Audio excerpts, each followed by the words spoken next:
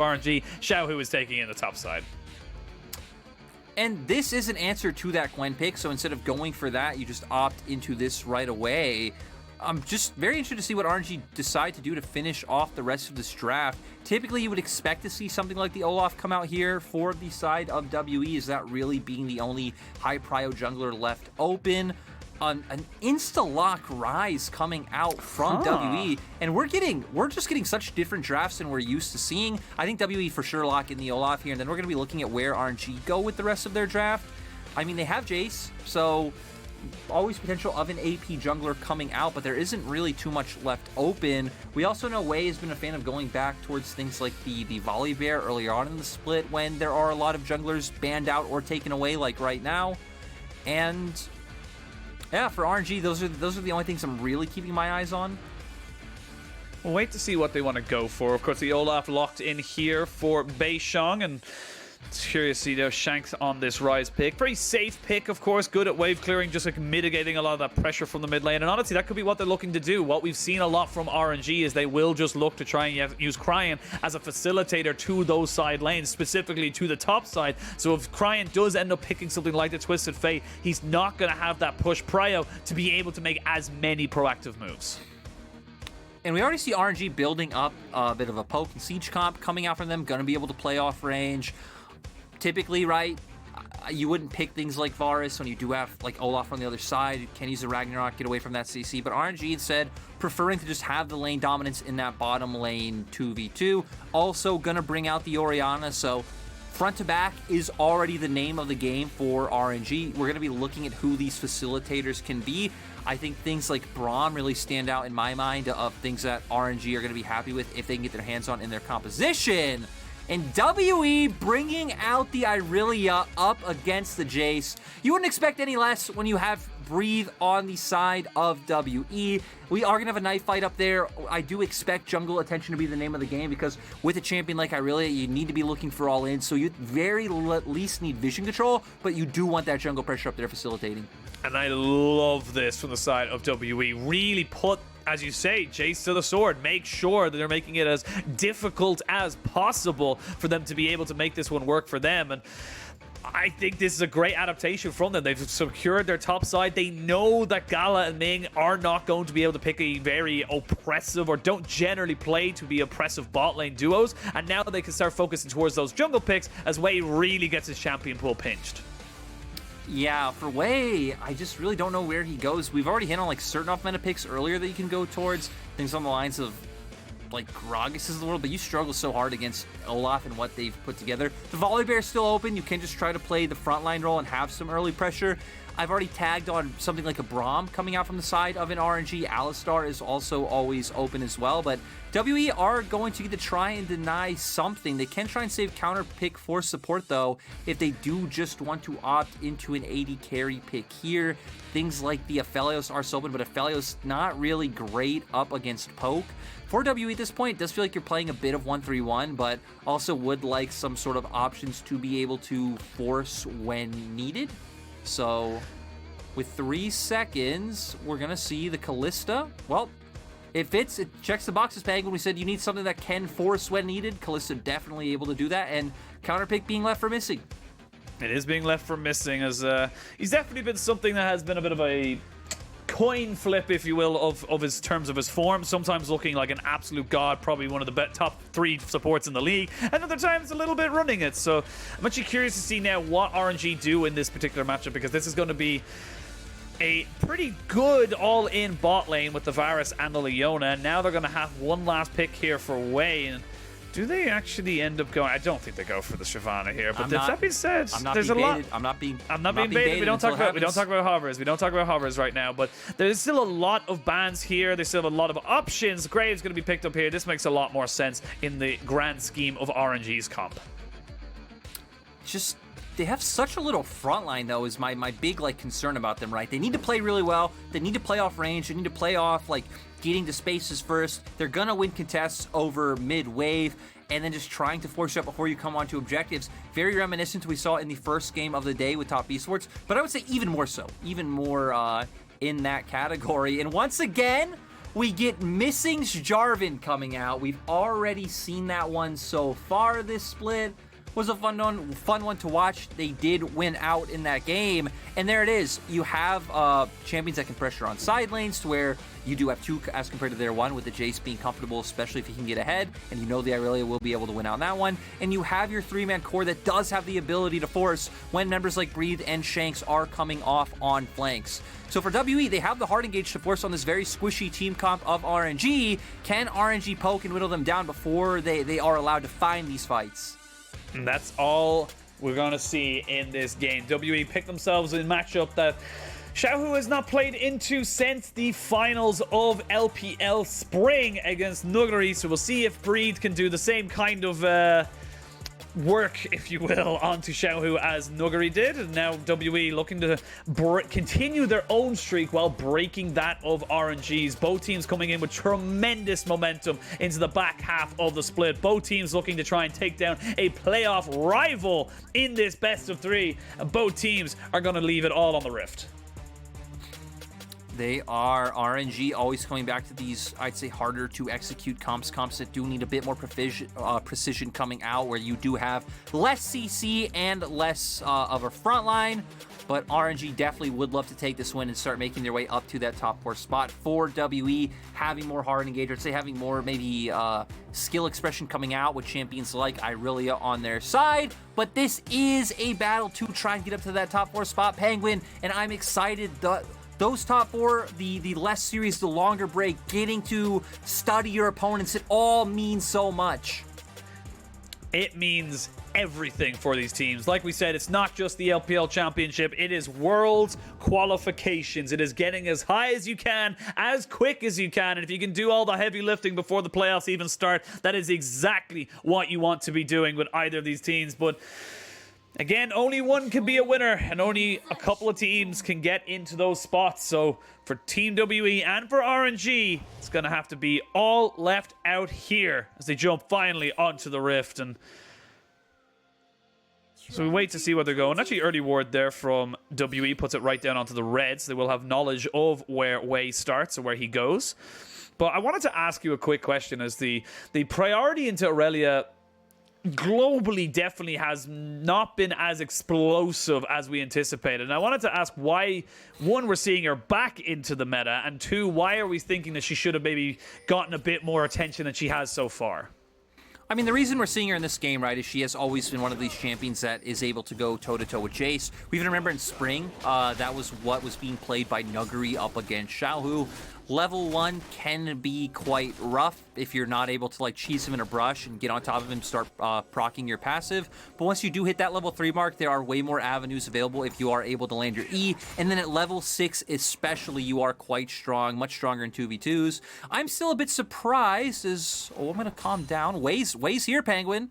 Wei is here, and they might just look for a straight-up engage. They are going to pop down a little bit of damage. Wei wasting a lot of time, but now they go in, they flash forward, they force the cleanse, they're going to flash in on top of them. They have the red buff, they have the damage! First blood to RNG. What a creative way to start the game. And just from red buff straight into a level 2 gank. So already starting to get their bot lane up to a good point. We were guessing how teams would try to adapt. And RNG already making the first move of going for this play down on bot side, trying to set Elk behind early on. Even though WE do have good tools into trying to play against RNG's comp in terms of like having this hard engage up against their long range and poke setup, we still need to remember that champs like Kalista, Olaf, especially support Jarvan, fall off quite hard later on into the game. And you're getting them before their power spike comes in. Level 2 is a massive spike here for the WE bot side. Of course, you just mentioned the Jarvan support. Not really going to be as relevant the later the game goes on. As we can see, Breed missing the flawless duet. To the skies goes Xiaohu as he's trading it back. And this is tit for tat right now. But it feels like Xiaohu is the one coming out on top. Xiaohu needs to be careful, though, because Beishang, of course, did clear from bot to top. He could be here first. Instead, we are going to see Breathe go for a reset. And Beishang's going to try and cheese the Scuttle Crab.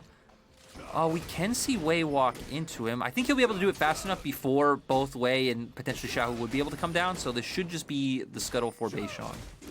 Yeah, and going to be able to get 2 scuttles. It's kind of the trade you opt into for Wei over Beishang, as he knows that he's just not really going to be able to be in a position to fight that one. But they do have full vision of exactly where he is, so they know exactly where this WE jungler is going. The WE bot lane now securing that bot side scuttle. Again, you're not too upset about that if you're Wei. You got first blood. You're actually still ahead on gold, so it's just a little bit of XP you're losing out on. It's not the biggest thing in the world. I mean, the thing is, you made a decision, right? When you make a play somewhere, you're going to lose out somewhere else. You're using the tempo you have to do this and giving tempo for the enemy to make another play. So it was a conscious choice by RNG to potentially lose both those scuttles and go for that earlier bot gank. It does seem like their bot lane has definitely had a fine time in lane, and right now, knowing that Wei would be back towards the bottom side of the rift, that's why both Elk and Missing are playing further back. WE have been the team to keep up pressure in mid lane. Not too surprising with the fact that Ryzr does get access to a decent amount of early wave clear, so doing a fine time, while Cryin is also looking for the trades. I do think WE have the better mid jungle 2v2, right? You have both lockdown and burst coming in, but for WE, it is mostly playing around the spot side, where both junglers waiting in the wings. Both junglers are here, seeing if something is going to be happening. Ming going to walk forward, see if he can land the Xenoblade, but don't think it's too much to really gain from that, as we can see now. Missing probably just going to drop down the Demacian standard as they walk forward, and actually no, they're going to catch him out. He will have the flag and drag to get himself out. So nothing lost here for the WE bot side, but they need to be a little bit careful as they are losing pressure, and there's not a lot of mana on either of these bot laners.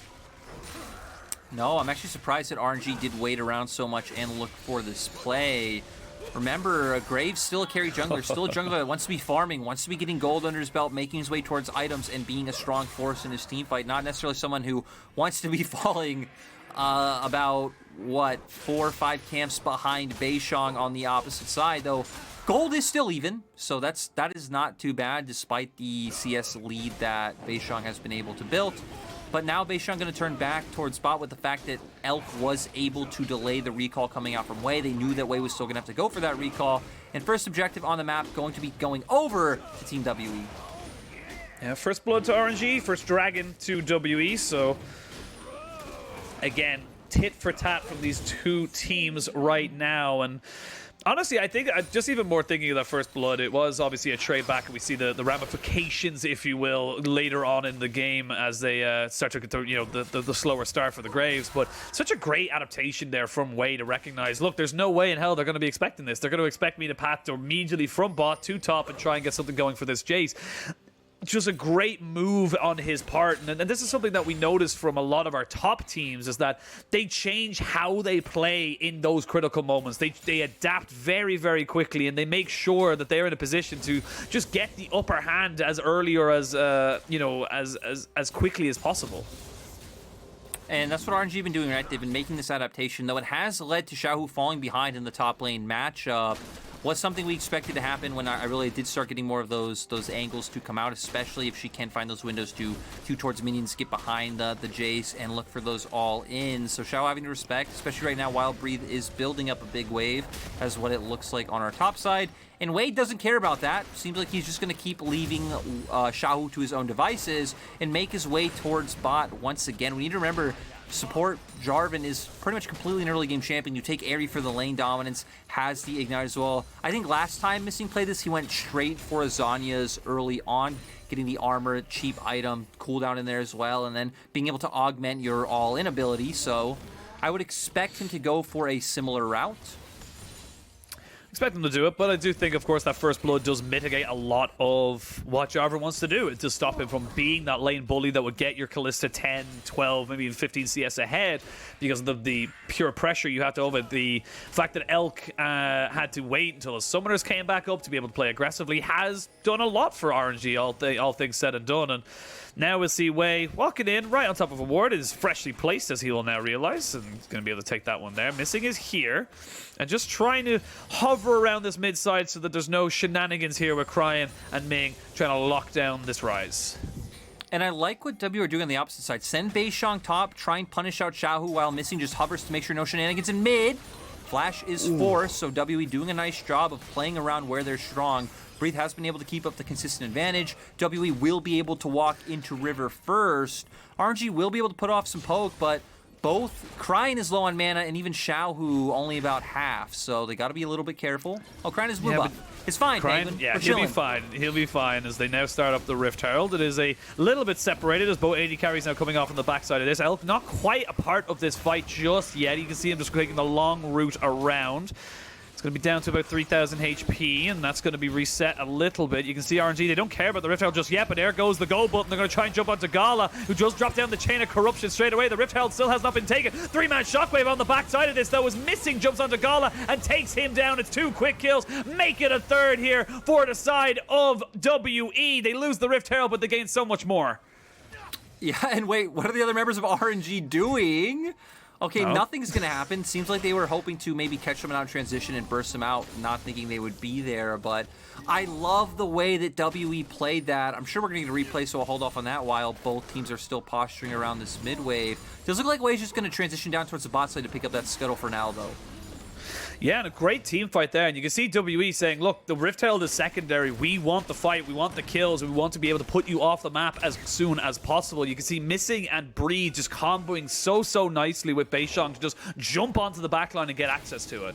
Well, the thing I love, right, is they used this ultimate. Missing, for some reason, didn't go through, but I actually like that Missing didn't go through for the fact that you push Gala into the side. There's actually nowhere else he can go, and then Jarvan can just wait over, cut off your exit point with the flag and drag, and then finish off the rest of those kills. We did see the shockwave come out from Cryin, but it not able to do too much in that skirmish. We know Orianna's shockwave early on, it just feels like it tickles, and WE able to find a massive capitalize on the positioning from RNG. Just a really nice realm warp from Shanks and good call from WE.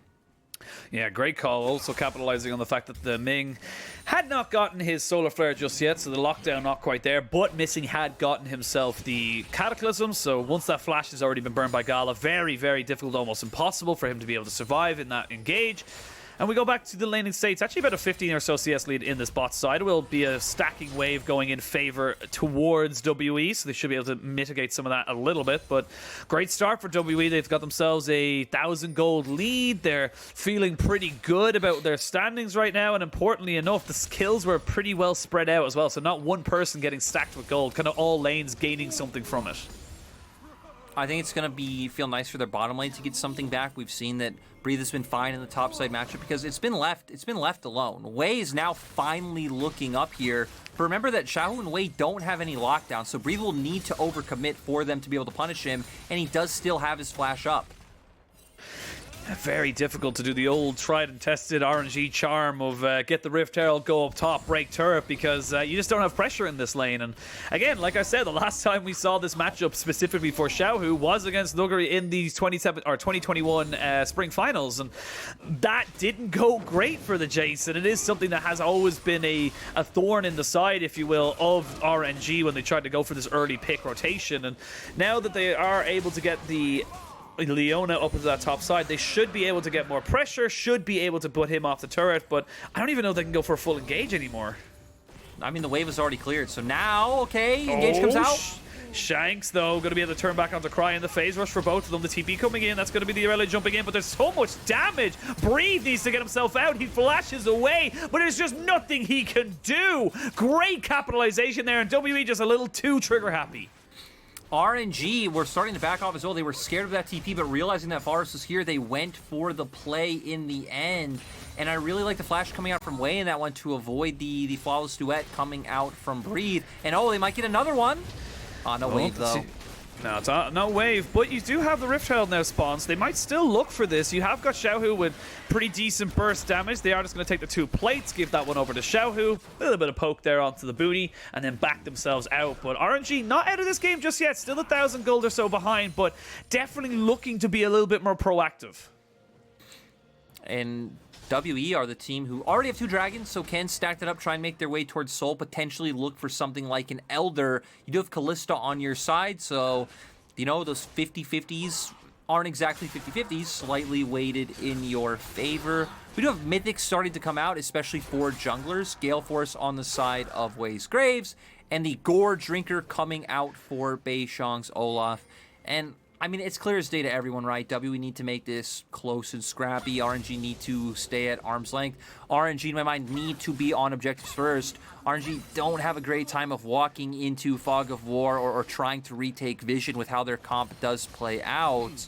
If they do have vision, it's not the end of the world not being on objectives. You can try to like poke them off as we saw in the last time around, but I feel like the Realm Warp for WE is so crucial to being able to set up engages, because not only do you have like Kalista Ultimate, you have Jarvan's EQ combo, you have Jarvan ult, you have Realm Warp to move members like Olaf as well. There's so many different ways that WE have to get on top of RNG. And that's the thing. They can make these scrappy engages work for them. They can look for those creative moves, as you said, with the Realm Orb as almost like an engage tool in its own. But if RNG can keep them away from them, if they can keep themselves safe, that's when it gets a little dicey for WE, because if you're walking into things or moving forward trying to get on top of like a Graves, a Jayce, and even a Varus, if that engage doesn't fully kill off someone straight away, you are going to struggle to run away from them at that point. They have so much chase down and potential to be able to pick you off one by one, as Wei finds himself double pink warding as gets himself right into the brush. But there is Beishang waiting off into the wings. They're going to jump straight in now on top of him. TP going to be committed as well. They're going to drop down the Vanguard's edge as Breed goes in with the Gale Force. Not quite able to get the kill just yet. The Realm Warp. Tick, tick, no boom. As Cryin not able to get him. Shockwave does land on the Shanks, but they can't really move forward off of this. RNG tried to be creative, but they were answered by Shanks. But a party in the top side is what you expect when RNG are playing against W. We got a little bit of it, but oh, missing. He's being sneaky. Beishang's coming. Beishang is coming. They have the Cataclysm, but a good flash there from Cryin does get the ult and the ignite out of him. Still a great gank or a great opportunistic move there from Team WE's support. And it sets up the Rift Herald for the side of WE as well. I don't think RNG are in a position where they can answer. Looks like RNG consciously chose to give it up as well with, okay, thank you, observers now on our screen. Both Gala and Ming pressuring down this bottom lane turret. You know Wei's going to start making his way over here as well, as WE want to punish Xiaohu, but Xiaohu's fine. Yeah, nice Xiaohu is fine. Yeah, good job, man. No issues there. A flash forward, Ruin Prison gets themselves the Everfrost, and now a TP coming into mid. That's going to be Xiaohu coming in right on top of Elk. I don't think he can take the damage. No, he can. Xiaohu. And that's going to be Xiaohu not in the right frame of mind going into that mid lane. There's too many members of WE around, and he gets obliterated before he can do any damage. Your mid laner gets solo killed. You think you're being... I actually don't know what you think you're being, because I think he started channeling the TP even after Cryin was dead. I could be wrong. Could have been like right before, but regardless, the other members of W are there, and you know they're on Rift Herald, and now, well, that Rift Herald went a long way. They break down 2 turrets mid, they break down a turret top, and, you know, RNG were an 8-series win streak. W had a win streak of their own coming in. I think we said it was 5, Penguin? 5, or was it yes. 6? Yep, 5-series win streak. So, in my mind, RNG, we're one of those, we're a favorite coming to the series. We're one of the favorites so far at looking at the LPL title. But man, sorry, I lied. WE coming with really good responses. His Shanks flashing in, does get the EW down into the Q, Everfrost route there, and I mean, just has the damage available. So it is channeled after. It is channeled after, just not anticipating Ming. Ming trying to see if he can get on top of Wei, and Cryin going to be able to get a bit of revenge now onto Shanks. He does not have a flash, but while that's been happening, Cryin kicks himself, or excuse me, it's going to be Wei picking up that kill. Now we're going to see the Fate's Call brought in. Beishang trying to jump in onto Ming, who will fall. Cataclysm goes down. There's the flag and drag back out, but missing in a little bit of trouble now. Will have to try and run away, but cannot do it. Now it's going to be Wei versus Elk and Beishang. He's trying to trade it back as best he can, but he just hasn't got the damage right now. It's a scrappy game one between Team WE and RNG, and Team WE are the ones coming out on top. They're going to be able to put themselves into sole point now. We don't even know how we got here from the replay, but you assume both teams were posturing over getting positioning for Dragon. This is going to be WE's Dragon now at this point, and with the members of RNG dead, they can't even respond. Xiaohu potentially can look to try to get some more damage down to this top side, but I like it. Look at the minimap. Shanks is making his way up here as well. Has the Realm Warp, so Xiaohu actually not able to commit to that. Would go down in the end. I like that respect coming out from Xiaohu, but still, 3K gold lead for the side of Team WE. You're on Soul Point now. You have such strong members in this Olaf, who's already racking up some key items. Your Ryzr not only having kills, but also having a CS advantage. Sure, your Irelia might be 0, 1, and 3, but also sitting on a pretty nice CS advantage up in that top side. So for WE now, you can look to play out with pressure in those side lanes that we hit on coming out from draft. Both Irelia and Ryzr extremely strong in those 1v1s, as we've already seen. Shanks getting a solo kill on the Cryin. Xiaohu being down in CS because he has to respect the fact that he does lose out to the Irelia. And then seeing what WWE can do with rotating these solo lanes around the map is, hey, an unexpected replay appears, as I still would have loved to know how he got in this position, but it just looks like Shanks pushing out a little bit too far in the bottom side. Missing now. It looks like WE are the ones who are caught out. They're technically at a numbers disadvantage, but Beishang's just so strong and Ming's so low. Gala not able to walk in or he would die as well. So the other two members of WE are able to commit down onto the AD carry. And then Wei left in this position surrounded does go down in the end.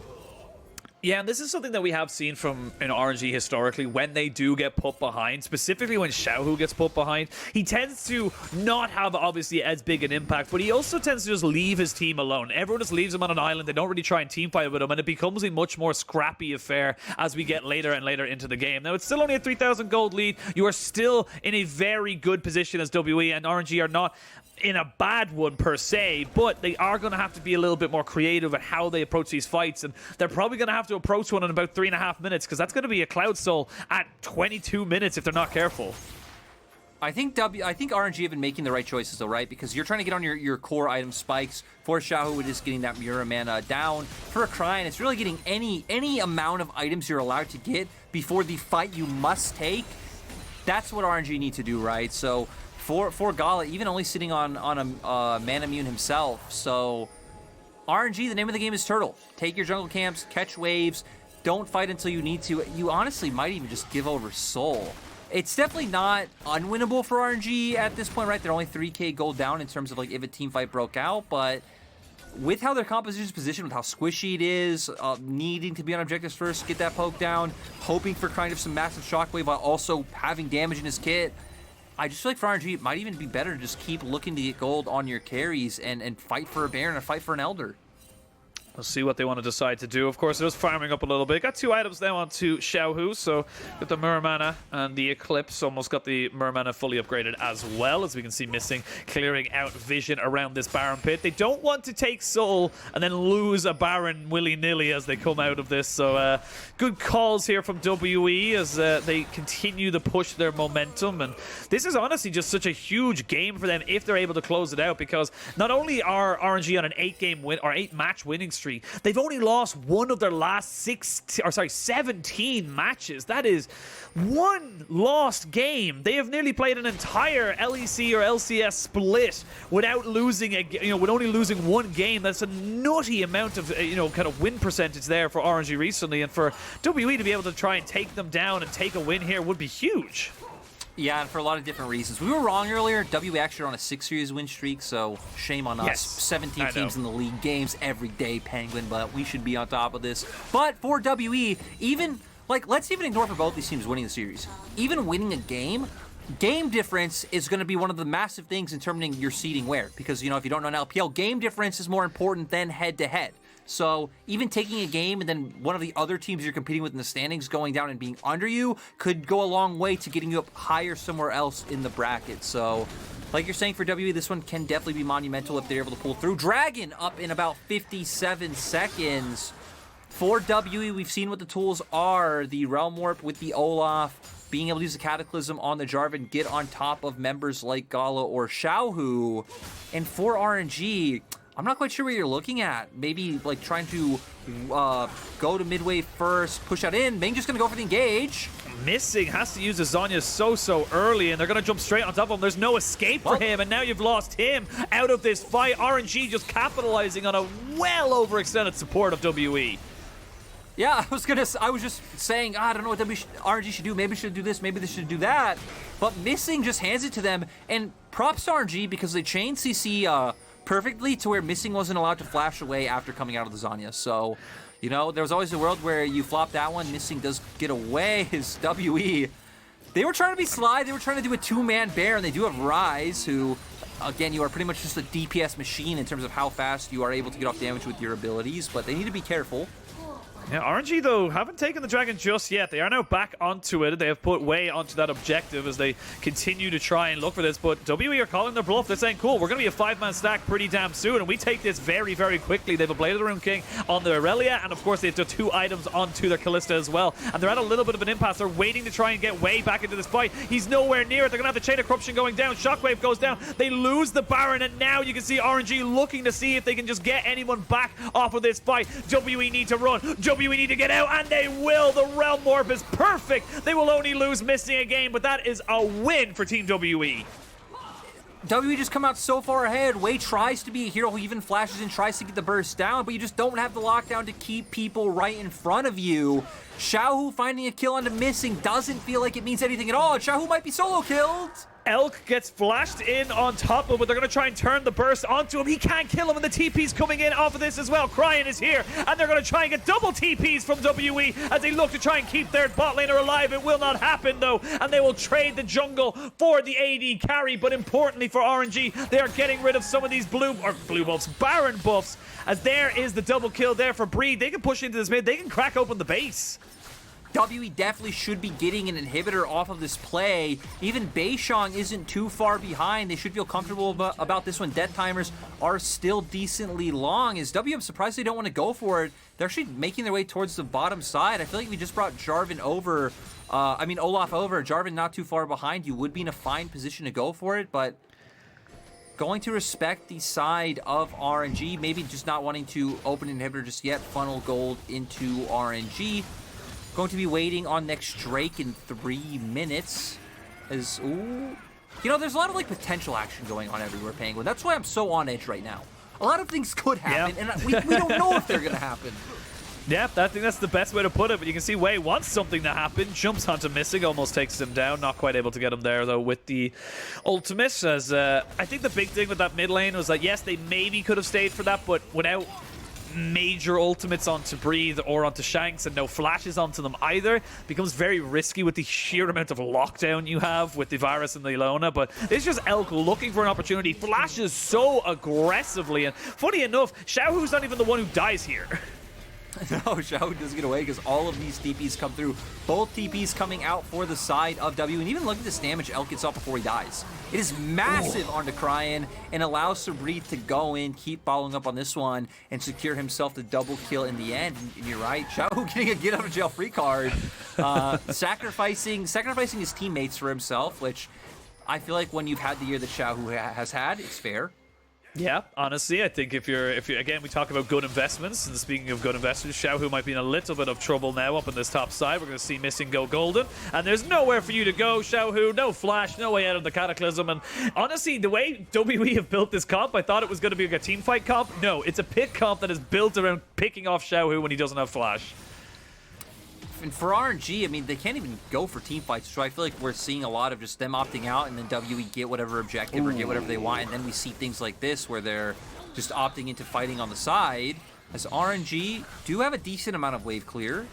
I mean, Missing needs to be a little bit careful. He's kind of isolated on his own, as Beishang was up towards that bot side. And I don't actually love this from the side of WE. I feel like they're stretching themselves a little bit too thin and not gaining as much as they possibly could have, but they will pick up a tier 2 in bot side. So again, extending that gold lead is now 5,000 or 5,500 in favor of WE. They will have another opportunity for that soul in a minute or just over its time. And again, we're starting to hit big item thresholds here for pretty much everybody on the side of WE. 3 items onto the Kalista. You're going to have 3 items now, and probably the Sterex here for Breathe very shortly. Even actually went back and picked up a stopwatch, so they know that if they can just get this soul, if they can get this fight, they are going to be in such a good position to continue this game out. And WE still hold all the cards. RNG not in a position to walk in. We even see Cryin now with Umbrella Namicon. I mean, I think it makes sense at this point, right? You just need to finish whatever you were already building. Like, he was already sitting on the Oblivion Orb. You need items now. You need raw stats now. Because you know there's no way you're probably going to avoid this fight. Also having the needlessly large rod. Ming needs to be a little bit careful. Doesn't know where all the members of WE are. So Shanks and Elk could be here. But Elk now showing on mid-wave. Keeping your eyes on the engage again, Penguin.